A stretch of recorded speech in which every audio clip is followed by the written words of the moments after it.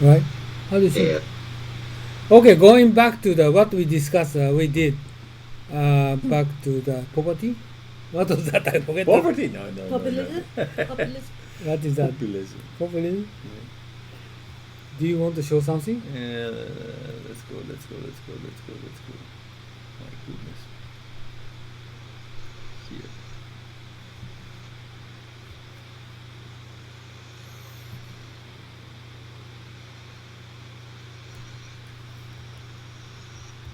Okay.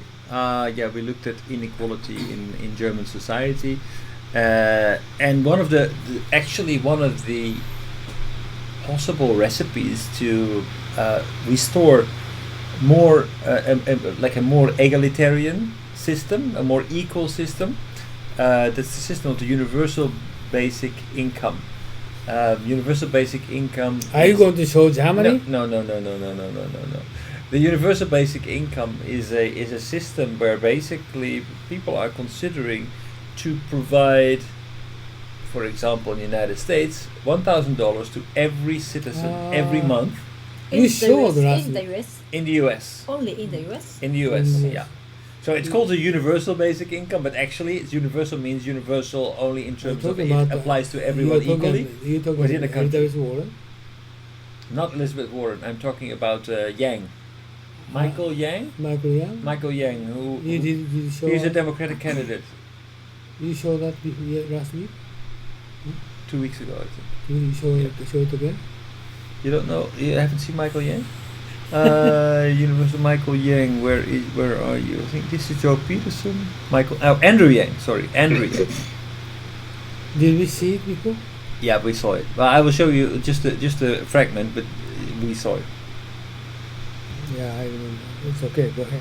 It's a common trend. What he's talking about is basically, okay, we create this kind of like mental structure, like GDP in this case, like the gross domestic product, and we really start to believe in it. We really look at the GDP development rates and the growth statistics and base all of our policies on it.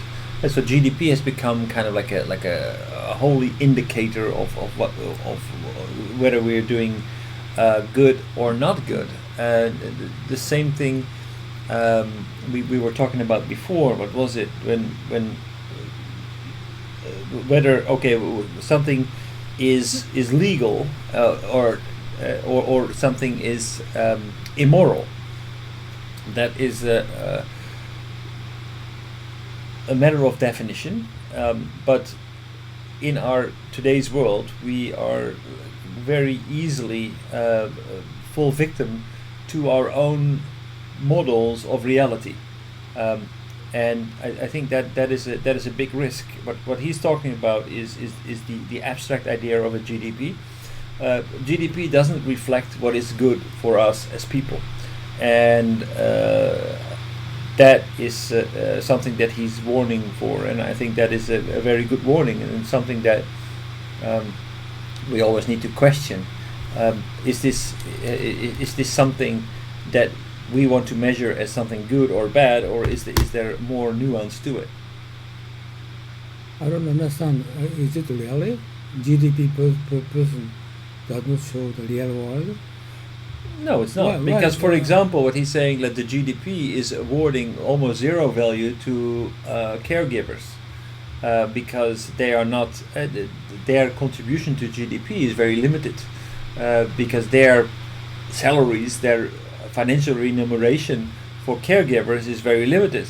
But it doesn't mean that the value of caregivers to society is very limited.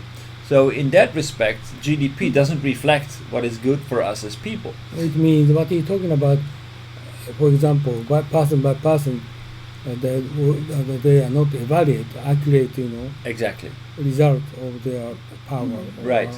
GDP doesn't reflect always what is good for us as humans. Yeah, I don't know the basic calculation base. Well, basically, GDP is just the gross domestic product. That's the added value. That's basically what you are contributing in money terms to our economy. So he's talking about we cannot measure not only money, But If we also- are only going to base ourselves on GDP, we are not going to create a better society, because a better society is not right. We need It's to not consider- accurately reflected by GDP. we need to consider for not money evaluated Not only money. criteria. We need Exactly. to be considered. Yeah. So, Yeah. okay. What percentage of Americans use Listening, falling asleep.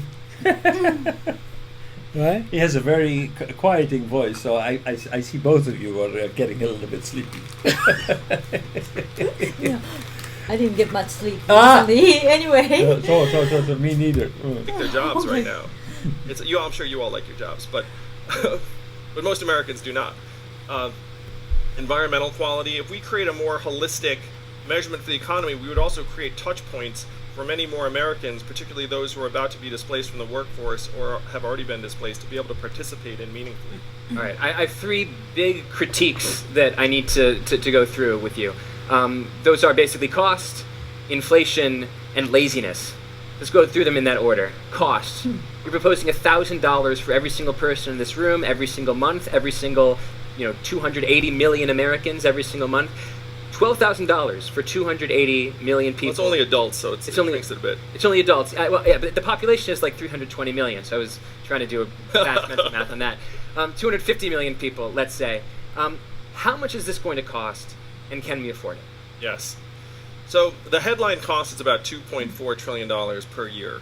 For context, Say that one more time. $2.4 trillion a year would be the headline cost. And the U.S. government currently spends just under $4 trillion a year. The federal budget is $4 trillion. The economy is up to 60%. 19 trillion, up $4 trillion in the last 10 years.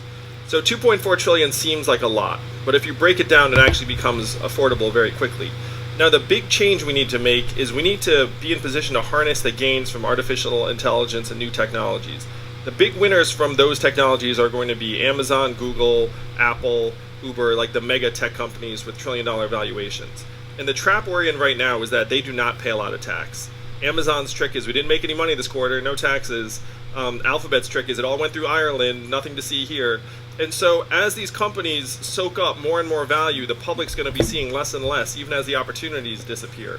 So what we need to do is we need to join every other industrialized country in the world and have a value-added tax, which would give the public a slice of every Google search and every Amazon transaction. Which is the equivalent, from the consumer standpoint, of a consumption tax. That's how a lot of people will experience it, right? Yeah, but it applies to businesses at every level of production, so it's like oxygen, and every other advanced country has already done this.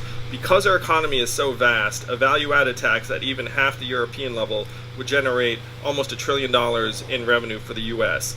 That, plus the $800 billion we currently spend on welfare spending, plus the fact that by putting $1,000 into the hands of American adults, you would grow the economy by 12% and we'd get back $500 billion in new tax revenue, plus the hundreds of billions we would save in healthcare, incarceration, homelessness services, and the massive value gains from having a population with higher education rates, better health, better nutrition, better mental health, better productivity. That's All of those 2.3 things plus. together would make the freedom dividend pay for itself and then some, conservatively.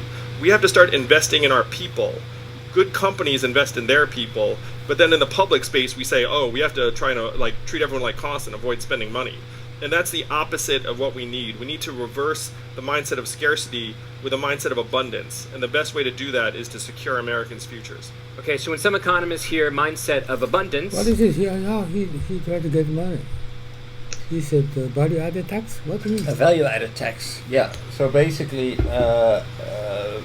companies like Google need to pay VAT over every search, because every search results in revenue, right? Oh, Because- company going to pay. Yeah.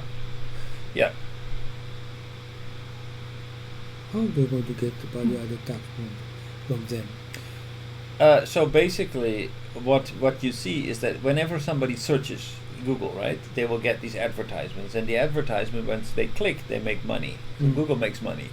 So that money, basically, that goes through Ireland, and then actually the no tax is being paid. But now they reverse it and say, well, actually, we can measure the clicks that are going through. So we are just going to tax these clicks that people Okay. make and get money for that.